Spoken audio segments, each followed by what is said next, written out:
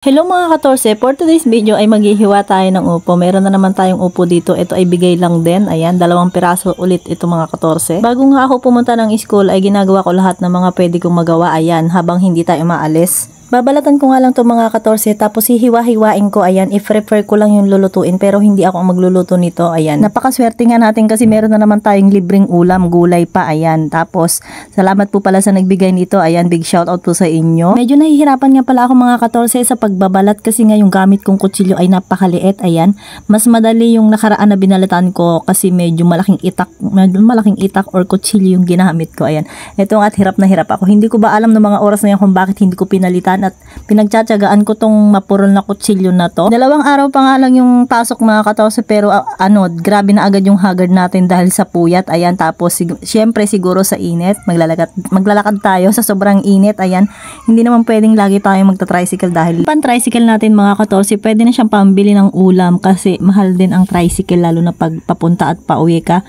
Eh ang ginagawa ko lang mga ka-14 pag papunta tapos pauwi. Napaka-haggard ko nga talagang tignan dyan mga ka-14 dahil siguro dahil kulang sa tulog. Ayan, tapos na nga ako maghiwa mga ka-14 tapos pumunta ako dito sa likod para ilagay sa mga lagayan na bottle yung ating mga pinagbalatan ng upo. Ayan, para maging fertilizer siya, yung maging organic pala. Ayan, pareho lang din pala yung sinabi ko mga ka-14. Eto nga at pinidyohan ko na naman yung ating guyubano dahil natutuwa ako at napakaraming bunga. Yun nga lang, nabubulok sila mga ka-14 dahil sa halos 1 linggo nga nag-uulan tapos ayan, aaraw. Parang wala yata tayong mapapakinabangan dito sa guyabano mga ka-14 dahil nga ayun nabubulok unti-unti. Tapos yung atis naman ay wala ng bunga mga ka-14 kaya wala tayong maha-harvest na mga prutas. Ito nga at ilalagay ko na dito yung ating pinagbalatan ng upo. Ayan, yan ay pagkayari kong lagyan, tinatabunan ko ng konting lupa. Kumukuha ako dito sa lupa dito. Ayan, tapos nilagay ko nga rin dito yung yung guyabanong nabulok. Ayan, nabubulok na. Ayan. Ayan, kung makikita nyo pero hindi pa siya nabubulok dahil nung 1 araw lang yan. Tapos pag nailagay ko tong balat ng upo mga ka-14 ay lalagyan ko uli ng lupa. Ayan, para mas okay siya pag nabulok ganon. Dati mga ka-14 ang sipag ko mag-ipon ng mga ganito, yung mga balat ng itlog, mga pinaghimayan ng gulay or frutas, ganon pinagbalatan na maganda siya tapos yung pwedeng nabubulok ganon.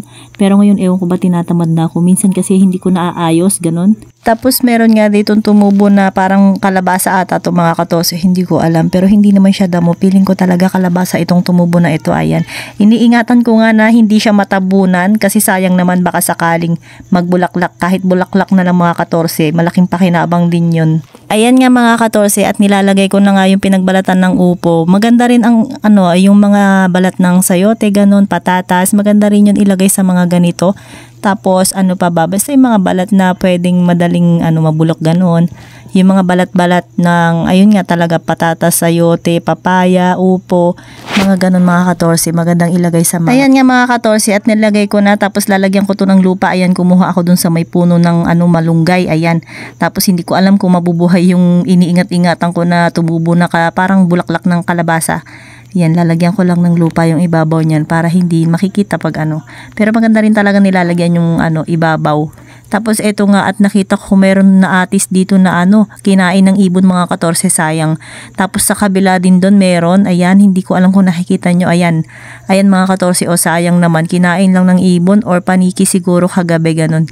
Umaga pa lang kasi itong mga ka-14. Tapos nga eto, tinignan ko kung meron pa akong pwedeng mapitas na bunga ng atis pero wala na. Ayun, inunahan tayo ng ibon siguro yun or langgam ganon. Kasi minsan makikita mo na lang puno na ng langgam. Tapos ayun yung sinasabi ko sa inyo na isa pa. Ngayon wala silang bunga, dati sabay-sabay ang mga bunga. Hanggang dyan na lang mga ka-14, sana nag-enjoy kayo sa ating video. Bye bye, thank you for watching, see you on my next video.